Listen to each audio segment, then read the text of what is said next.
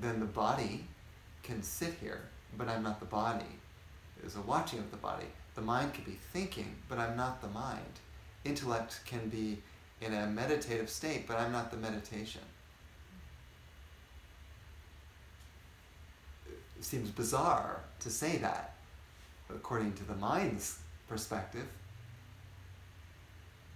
but it's a conundrum to even explain. That's why we often describe the truth as a mystery, because mystery means the mind can't conceive of what it is. You can try to point to it, but you can't give the person the real, genuine experience. It has to be, that person has to dissolve, and bit by bit, fall back. So here's a body, but the consciousness falls back and watches the body as it talks and thinks and acts, but there's no one in the body doing it. Kind of like a puppet. Consciousness kind of runs it, but there's a consciousness itself is pure and untouched by whatever this body goes, whether it is talking in song, or it's walking around, or it's going to the grocery market. The body can do what it wants to do in the mind, but I'm not that. It's like I've woken up out of a dream and watching the whole dream unfold, and I'm not in it.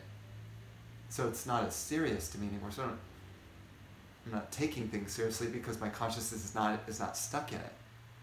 And that's a relief, right? In one sense, if you consider, great relief, because it becomes super heavy when you fall back into the belief system of I'm the mind and the body and the intellect, and all these different bodies and costumes. Another way sometimes I would describe it as like God wants to play a bunch of characters all at once in different dimensions, time, space, different planets, and so on and so forth. So God is playing through all the characters and running all the bodies, and the characters seem to believe that they're autonomous and they don't need God. They've completely forgotten their original nature. And so there's a feeling of independence and a belief system, and so once you feel that, thus begins the suffering, pain, stuck. It's kind of fascinating. But what good would the game be if you didn't firmly believe that I'm here in the body, in a satsang? What good would the game be? There has to be a game to play. What would it be like if I forgot myself, my true nature, my God? What would it be if God forgot that it was itself? There'd be no differentiation, so there would be no game.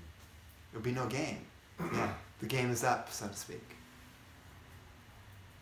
It's interesting. I'm only, the contemplation that I'm presenting is only to boggle your mind so that it can let go more. It's not to confuse you or to overthink it necessarily, but more to just consider a different perspective, a different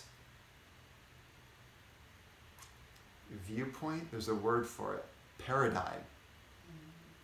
Consider a different paradigm. The normal human paradigm is stuck in a body, mind, and complex, and I think I'm here on earth. Spiritual complex. Spiritual paradigm is completely different. It doesn't have any location. It doesn't have any body. It doesn't have any intellect. So the contemplation itself helps to release the ties to this illusion or this seeming reality. It helps it to let go. And as it lets go, something else is revealed, and something else is revealed, and something else. And you're like, wow, it's kind of awesome. Let go of that. And then something else. And it's a process of unfoldment of awakening. And, there are different, quote-unquote, levels of awakening. So you may have the great week, but then the next great week is going to be even far beyond that. And you go, wow, what happened to that week, this week is even more incredible. Like it's like that.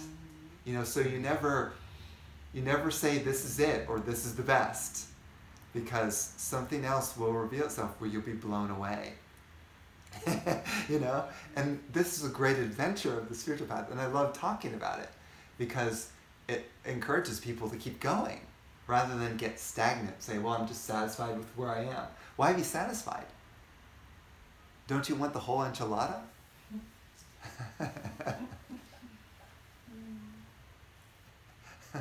We're going beyond the enchilada.